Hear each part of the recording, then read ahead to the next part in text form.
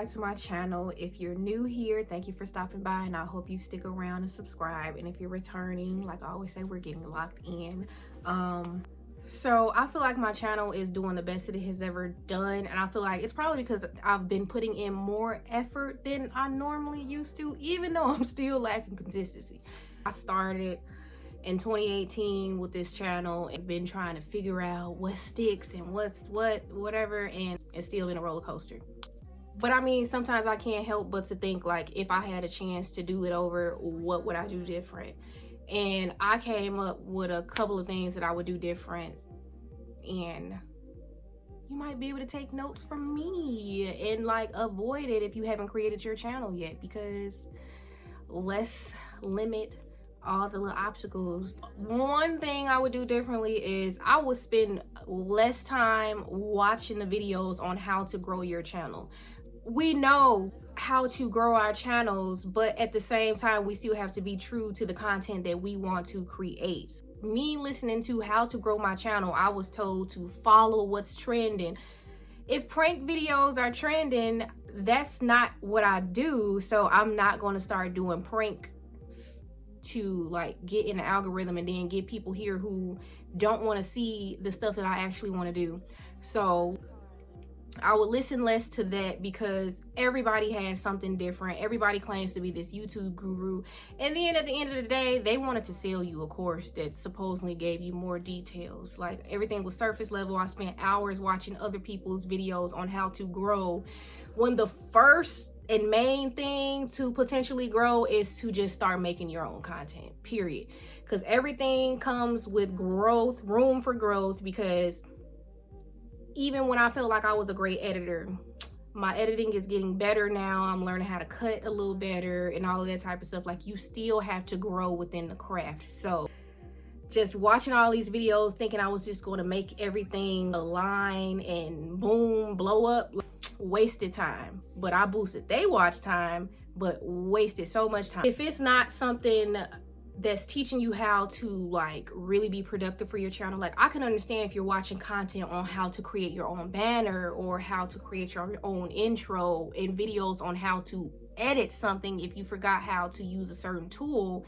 But to just go off somebody's just opinion of what they feel like works because this works for their channel, and then mind you, we're listening to people who are giving us content about growing their channel. Their channel is growing because we're looking for that, because we want to grow ours. Meanwhile, if they were trying to do a topic or a type of channel that we're trying to do, they would probably be running into the same funk, unless they just get some random spurt of audience just watching their content. But come on. Another thing is, I would spend a little less time trying to mimic the way other people do their content. So basically, that still follows along the lines of using the style of editing that's trending, using the style of thumbnails that's trending.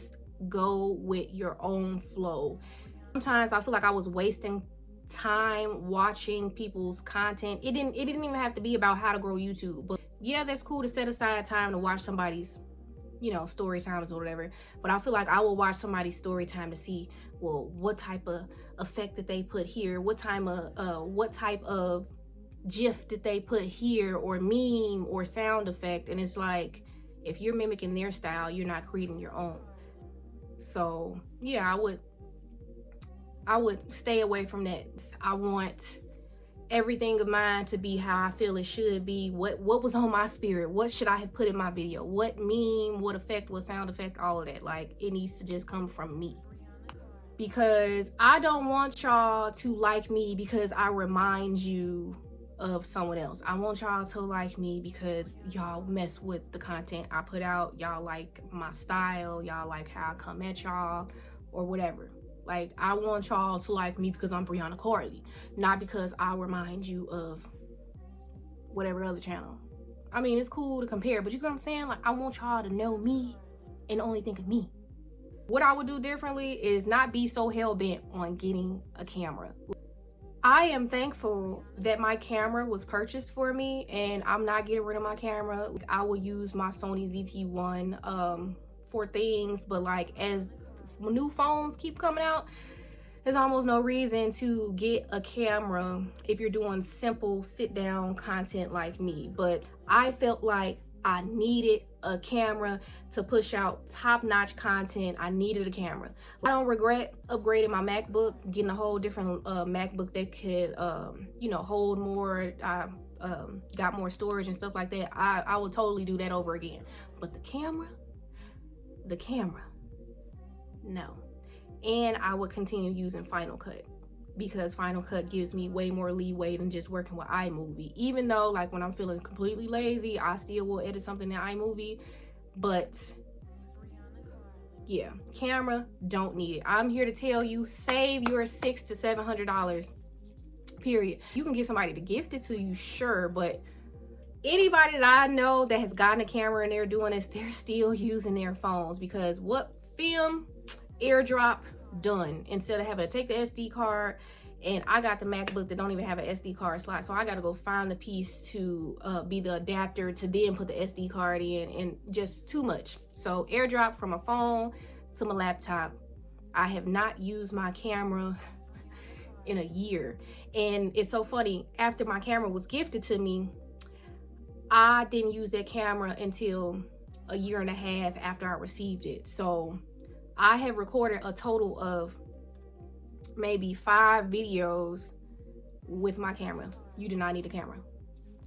Another thing I would do different is just focus less on the subscriber count. When I tell you, I would get on the YouTube studio and look up the subscriber count every single day, every couple of minutes, just refreshing, seeing if a subscriber, if I gained a subscriber, if it went out by one, what's going on. I'm just stalking it. Like, you would run yourself crazy feeling like, oh, I feel like this video was decent, it got this many views, so I should be getting this many subscribers.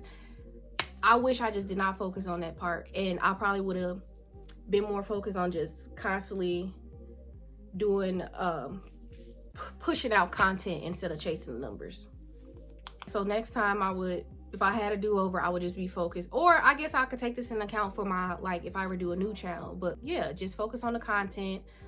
Your audience will come, those people will subscribe to you, and yeah, you don't have to chase it. I am so thankful I finally reached 1,000. I'm well over 1,000 now. But when I tell you, because now I got to a point where, of course, subscribers matter, but I don't care as much because I'm at 14. All I needed was 1,000 to get monetized. Now I'm focused on the watch hours, when I feel like I probably should have been focused on making the content to gain watch hours before the subscriber count. But you know, we want to see that number. We want to see that 1K for vanity reasons. So it looks like I'm an official channel. I feel like when people see a channel that has at least 1,000, they stick around and stay a little longer, because they feel like, okay, well, 1,400 people subscribe to this lady, so she must be talking about something. Because people rely real heavy on the numbers to determine if they're gonna deem you credible or funny or entertaining. So yeah, but yeah, I would say focus on the content instead of the numbers, because that's gonna come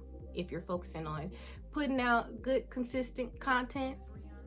So yeah, that's what I would do. And the last thing I thought about that I would do completely different, I wish I had did this the first time I started my channel, and that was to just like not let anybody who I know personally know that I had a channel. And so basically that would mean I didn't say anything about it on my Facebook or to my family. It was to the point when I first started my channel, like I had coworkers following my channel.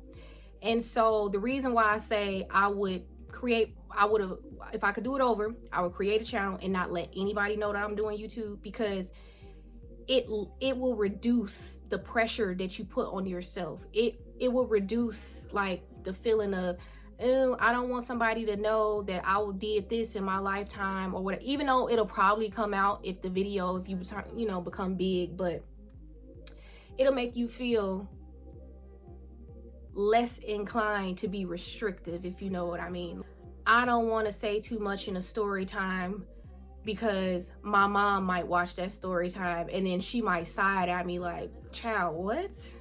So that's why I wish I didn't let anybody that knows something about me know that I had a channel. It's to the point now, if I were to create another channel, I'm not gonna let people know what that channel is. You won't know. I feel like if you create a channel and nobody knows you have this channel, you don't have to perform, if that makes sense. Like, you don't have to be restrictive and try to maintain whatever image that person who knows you by. Like, you might be totally different in one scene than your church family or something like that. You know what I'm saying? So that's why I would just keep that part private. So not letting people know that you have a channel, I know that can be hard because we want to chase that subscriber count. We want to reach the 500 milestone. We want to reach the 1,000. And what better way is to get your friends, family, co-workers, and anybody you encounter that knows a little bit about you to follow that. And so, like I said, if you're just a free spirit and you don't have to like switch face depending on who you're with or whatever the case is, by all means, tell those people to subscribe to your channel. But even then, it's like the people that you know and tell them to subscribe to your channel, like 9 times out of 10, they're not even going to be watching your content. So it's like those are literally lifeless subscribers. So yeah, I would rather just focus on content. Nobody knows me, so anybody who subscribes to me has genuinely subscribed to me because they like the content, not because they know me, not because they're just trying to make me happy, but because they want to see what I have to put out. But those are the things that I feel I would do differently if I got a do-over to start my YouTube channel. If you like this video, give it a thumbs up. Don't forget to like, comment, and subscribe, and I will catch y'all in my next one. Brianna.